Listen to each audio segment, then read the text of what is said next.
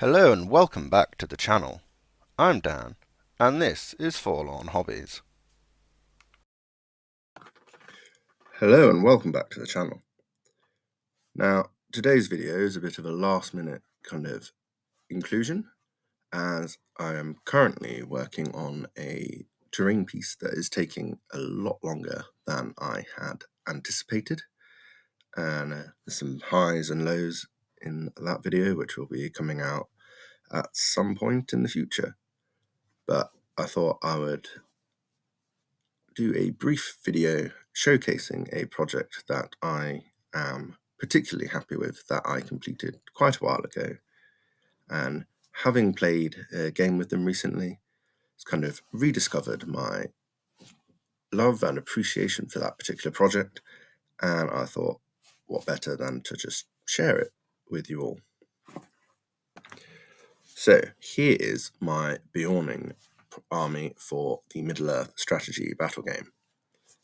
Now, I started this army for the Throne of Skulls event. I think it was the first one after COVID. And kind of just towards the end of COVID, I had been painting an Austrian army for Black Powder, where I had to paint hundreds of models relatively quickly. So my standard and attention to detail was primarily tabletop focused.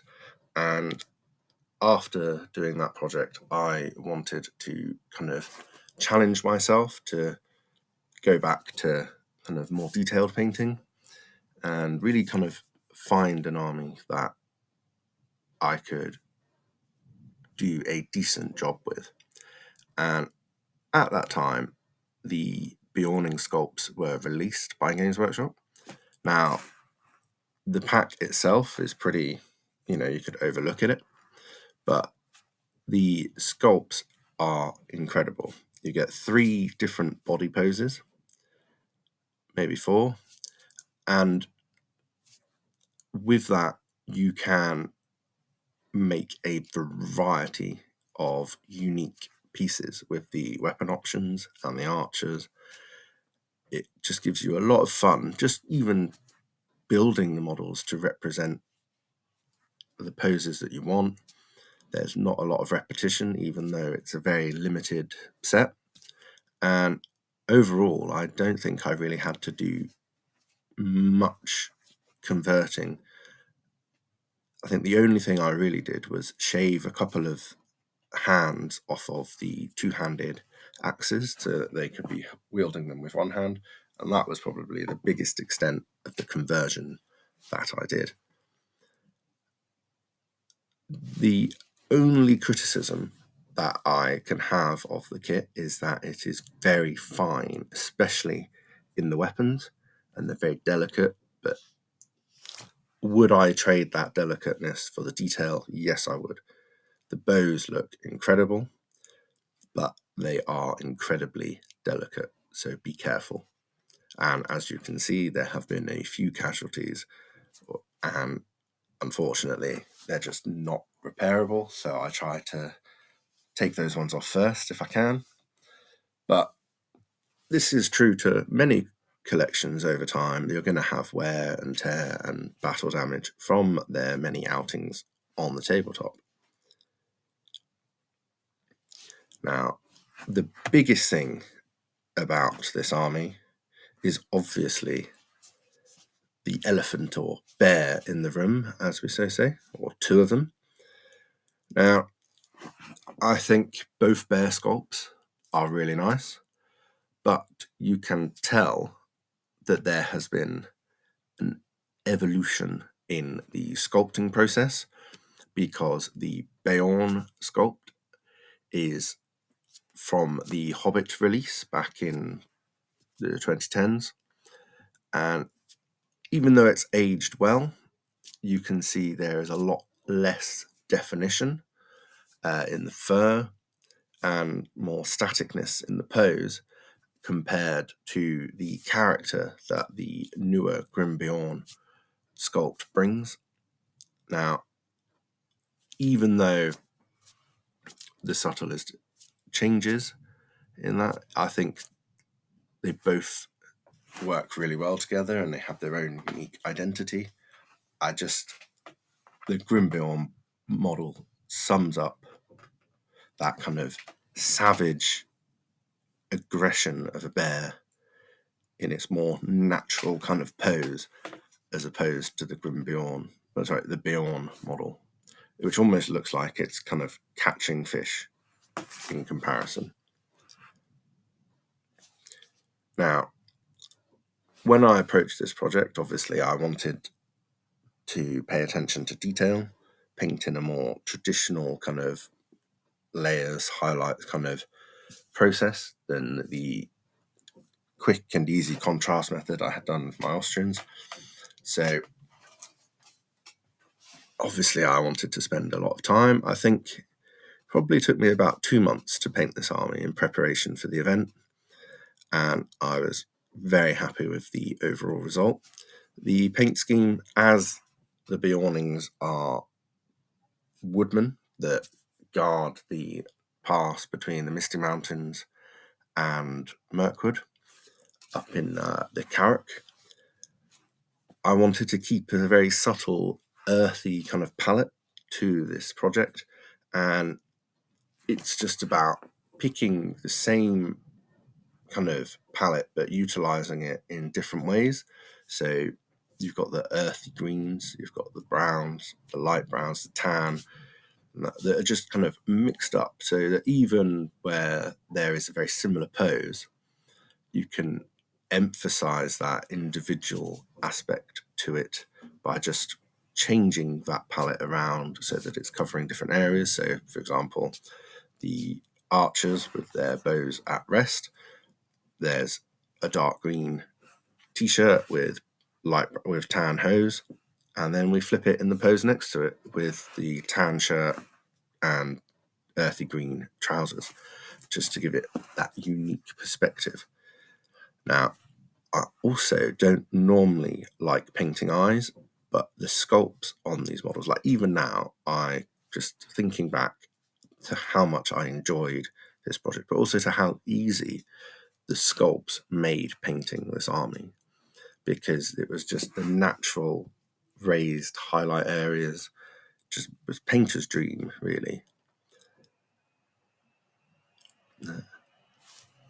Now, in terms of the new edition, there have been probably one of the few armies, I'd say, that haven't had major changes. Now, I played a few games with them in the previous edition, and I kind of felt bad because they hit like a train, and I think they're probably overpowered for what they're actually supposed to be in the lore.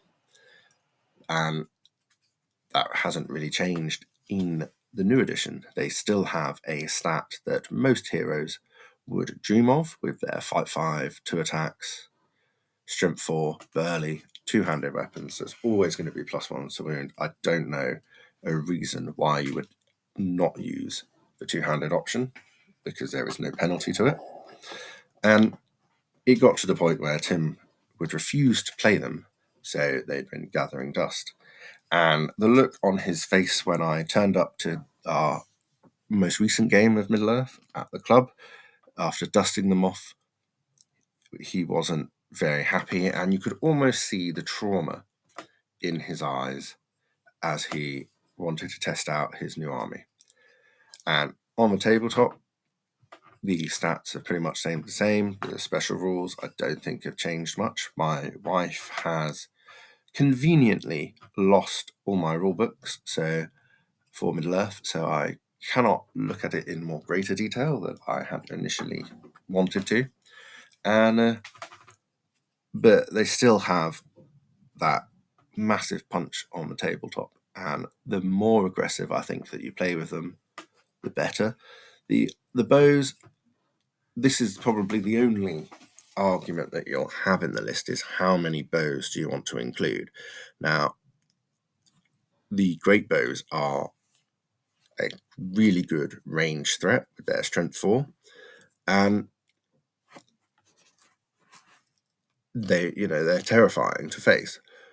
But with the shooting value of 4+, and obviously if you move hitting on 5s, do you want to split your very elite army, because it's low numbers, by holding archers back just to have a bit of board control? I think that is a good argument for it. But you also don't want to be overwhelmed. So even though I've gone for the standard 33%, I think that was primarily because I just like to have that diversity. But I think looking back, I probably would have had less bows, more axes, because also you lose the two-handed axe.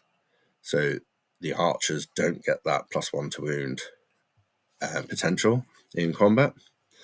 And, as they're a good army, by the time that you've you've got to combat, you've only really had 2, maybe 3 turns of shooting, depending on your scenario, sometimes even less, because you don't really want to be staying still with this army. It's quite fragile in the fact that it's only defense 4.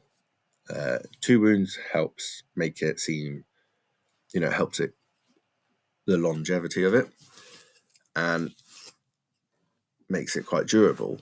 But once you start taking wounds, it can swing quite quickly. So if you're coming up against a shooting arm, you really want to be aggressive and, push into combat. Say the Beornings by themselves, they'll hold up against most minor heroes with ease, and I'd expect them to come out on top. And so even though I've only played a few games with them in the new edition, I think obviously I'd like to play more, but I need to obviously take into consideration Tim's therapy and counselling bills from his trauma that he experiences each time he sees them, into how often I'd use them. Would I take them to an event? I mean, I'm not a hugely competitive player, and when I did take them to Throne of Skulls, there was quite a kind of bad view of the army. Not my army specifically, but just the Beornings as a faction, that they're overpowered and that they're not really fun to play against because they'll just punch and punch hard. So I don't think I'd want to have that in a competitive environment. That's not saying that they're going to win every game, because it's a dice game and there are many, many much better players than I am out there. But I also like to have a bit more of a challenge in terms of building a list. I think, unfortunately, I missed out on getting tickets for this year's Throne of Skulls, but I had a fun and thematic list in mind that I was going to work towards. I will still do that list because obviously I want to play, which revolves around the new War of the Rohirrim stuff with Helm and his children, his sons riding out of Edoras, where I was going to convert Riders of Rohan from the new plastic sets, and stuff like that. And it's kind of given me more time not getting a ticket to Throne of Skulls to focus on that project and making sure I've done it how I want to do it, rather than kind of being constrained by time and rushing forwards. So I'm not too bothered about that. But as an aside, getting tickets for Games Workshop Middle-earth events is incredibly tedious. They go within seconds. I think the last 4 events that they've done, the group of people that I normally go with, we've managed to get tickets to one of those events, and there's been 10 of us at least sitting there pressing refresh and that for however long when the tickets go live. And I think for this one we managed to get 1 ticket, which obviously we're not going to argue over. It's that person's going, and the rest of us will probably just go along for moral support. But they are great events. I'll probably go to some independent events. They're always good. It's a very good gaming scene in general, Middle-earth. And But anyway, I think I've rambled on a bit too long with this, and I will see you guys in the next one. As I said, if you've made it this far, I appreciate that you've stuck through my ramblings, and this was just a stopgap video really, because I'm a bit conscious of the fact of I need to do a video, and what I had planned isn't quite ready. Thanks for So watching. thanks for Please sticking remember with to me, like and subscribe. and I'll see you next time. Until next time, enjoy your hobby.